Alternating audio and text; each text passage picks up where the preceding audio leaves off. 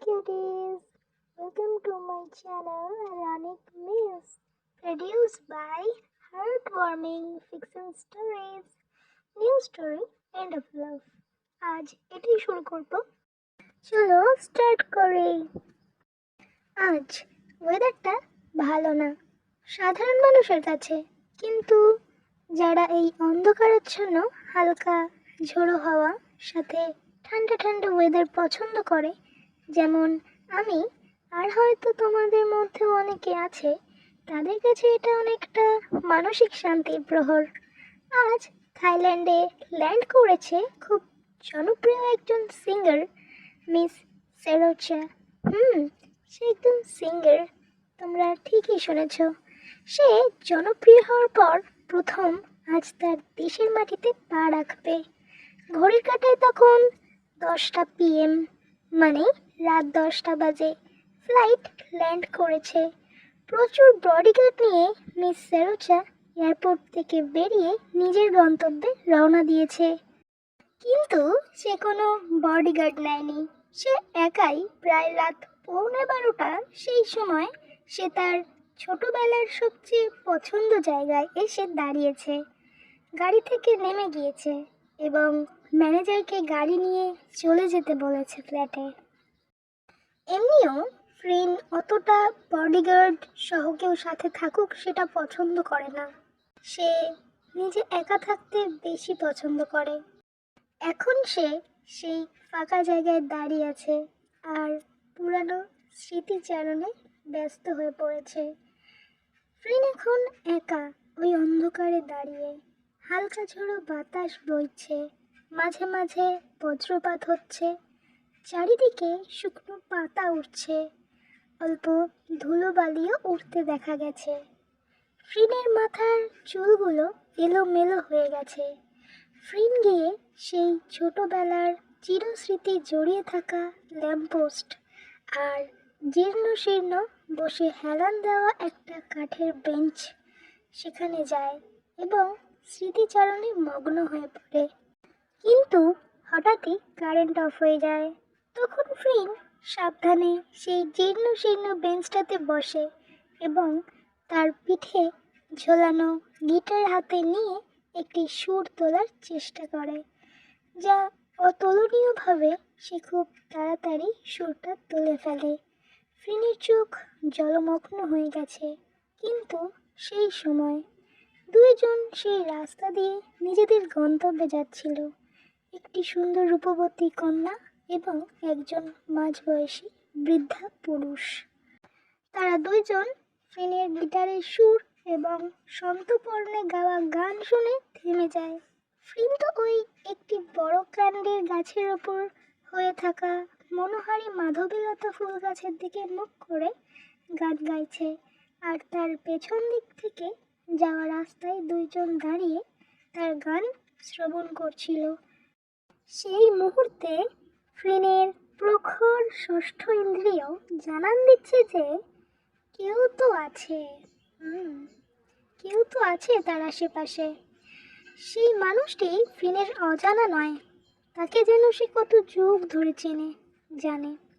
তাই সে তার মাস্ক এবং টুপি পরে নিজেকে ঢেকে নেয়, পিঠে গিটারের ব্যাগ নিয়ে উঠে দাঁড়ায় এবং আবারও চেক করে নেয় যে সে কিছু ফেলে যাচ্ছে কিনা। সে যাওয়ার সময় হঠাৎই বজ্রপাত হয়, তার ফলেই ওইখানে অবস্থিত দুই ব্যক্তির অবয়ব তৈরি হয় ওই বজ্রপাতের ফলেই। তখন ফ্রিন বুঝতে পারে যে সেই অবয়ব দেখে ওখানে একজন বৃদ্ধ পুরুষ এবং একজন রমণী দাঁড়িয়ে আছে, তবে রমণীটি ফ্রিনের থেকে অনেক ছোট, সে হাইট দেখে বুঝেছিল। ফ্রিন সেইখান থেকে চলে যাওয়ার পরপরই কারেন্ট চলে আসে, কিন্তু হঠাৎই সেই বৃদ্ধ পুরুষটি শরীর অসুস্থ হয়ে পড়ে। তাই তার কন্যা তাকে নিয়ে গিয়ে সেই কাঠের বেঞ্চটিতে বসায়। আচ্ছা, এখানে চলো তো একটু পরিচয় পর্বটি সেরে নিই। এই সুন্দর রূপবতী কন্যা হলো বেকি আর্মস্ট্রং, আর মাঝবয়সী বৃদ্ধা হলো মিস্টার রিচার্ড আর্মস্ট্রং, মানে বেকির ড্যাড। যেহেতু ব্যাকির বাবা এখন খুব অসুস্থ, তাই প্রতিদিনই দিনের শেষে ব্যাকি তার ড্যাডকে নিয়ে একটু হাঁটতে বেরোয়। আজও ব্যতিক্রম হয়নি, কিন্তু ব্যাকির ড্যাড আজ অসুস্থ হয়ে পড়ে। তাই ব্যাকি গিয়ে তার ড্যাডকে বেঞ্চটাতে বসায় এবং বেঞ্চের পায়ের কাছে মাটিতে রাখা ব্যাগের ব্যাগ থেকে ওয়াটার বোতল বের করে তার ড্যাডকে দেয়। কিছুক্ষণ পর ওয়াটার বোতল ব্যাগে রাখতে গিয়ে ব্যাগি দেখে মাটিতে একটা প্লেকট্রাম পড়ে আছে। এখন তোমাদের মনে প্রশ্ন জাগবে, এই প্লেকট্রাম কি? আচ্ছা, আমি বলে দিচ্ছি। এই প্লেকট্রাম হলো ছোট একটি ত্রিকোণাকৃতির পাতলা বস্তু, যা দিয়ে গিটার বাজানো হয়, তাকেই প্লেকট্রাম বলে। ব্যাকি তখন বুঝতে পারে যে এটি ওই ব্যক্তিটির, যিনি একটু আগে এখানে গিটার বাজাচ্ছিলেন, কিন্তু তিনি তো একটু আগেই চলে গেলেন। ঠিক আছে, কোনো ব্যাপার না, পরে দেখা হলে দিয়ে দেব। এই ভেবেই ব্যাকি প্লেকট্রামটা তার ব্যাগে রেখে দেয়। আচ্ছা, এবার আমরা একটু ব্যাকি সম্পর্কে জানি, চলো। ব্যাকি তার বাবা মায়ের একমাত্র সন্তান, একটি মাত্র মেয়ে। ছোটবেলা থেকে খুব যত্নে বড় হয়েছে সে। তার ড্যাড একজন প্রাইভেট চাকরিজীবী, কিন্তু তার রিটায়ার হয়ে যায়। তাই তাদের সংসারটা চালানোর মতো কেউ নেই। ব্যাকি একটা প্রাইভেট কোম্পানিতে পার্ট টাইম জব করে, কোনো রকমের সংসার চালায়। ব্যাকির মম গত হয়েছেন প্রায় 5 বছর হলো। তখন সবে ব্যাকির স্কুল লাইফ শেষ হয়েছে। ব্যাকির এই পার্ট টাইম জবে বাবা এবং মেয়ের জীবন ঠিক চলে যায়, কিন্তু ব্যাকির এখন একটা পার্মানেন্ট জব চাই। তার কারণ তার ড্যাডের ওষুধের খরচা দিন দিন বেড়েই চলেছে। সেই মতো ব্যাকি ইন্টারভিউ দিচ্ছে, কিন্তু পাচ্ছে না কোথাও। কিছুক্ষণ পর আমরা দেখি ব্যাকি তার ড্যাডকে নিয়ে বাড়ি ফিরে আসে, কিন্তু তার ড্যাড তাকে ডেকে বলে, দেখ মা, আমি হয়তো আর বেশি দিন নয়, তাই তুই যদি একজনকে বিয়ে করে নিয়ে নিজের জীবন গুছিয়ে নিতিস, তাহলে আমি হয়তো শান্তিতে মরতে পারতাম। ব্যাকি তখন ধমক দিয়ে বলে, কি যা তা বলছো এসব ড্যাড? তোমার শরীরের এই অবস্থা আর আমায় বলছো বিয়ে করে সুখী হতে? ব্যাকি আর কিচ্ছু বলে না। সে তার ড্যাডকে বলা কথাগুলোকে ভেবে অনুতপ্ত। তার কারণ ব্যাকির বাবা তার কন্যার ভালো চাইতে গিয়ে নিজেকে আরো অসুস্থ করে তুলেছে, আর এই অসুস্থ সময়ও সে তার কন্যার ভালো চাইছে। আর এটা ভেবেই ব্যাকি অনুতপ্ত।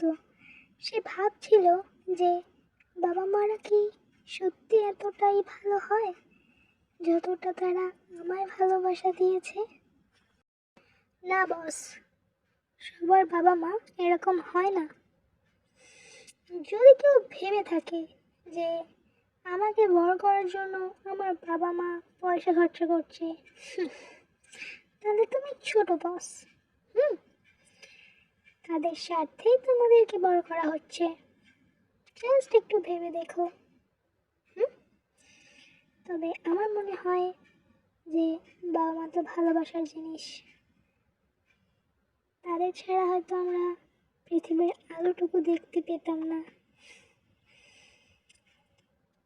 সবার বাবা মা খারাপ হয় না, সবার বাবা মা ভালোও হয় না। ঠিক তাই। কথাটা শুনতে যেমন তিক্ত, তেমন বাস্তব সত্যি। আচ্ছা, বাদ দাও এসব কথা। একটা কথা বলি যে এই গল্পের পরবর্তী এপিসোড খুবই ইন্টারেস্টিং। খুবই ইন্টারেস্টিং। তোমরা আরো অনেক কিছু জানতে পারবে। আচ্ছা চলো, তোমাদের সাথে একটা কথা শেয়ার করি। এই ভিডিওটির স্ক্রিনে একটা ছবি দেখতে পাচ্ছ তোমরা, ব্যাকগ্রাউন্ডে একটা হাতে ফ্লাওয়ার ধরে আছে কেউ। আসলে হাতটা আমার, জানো।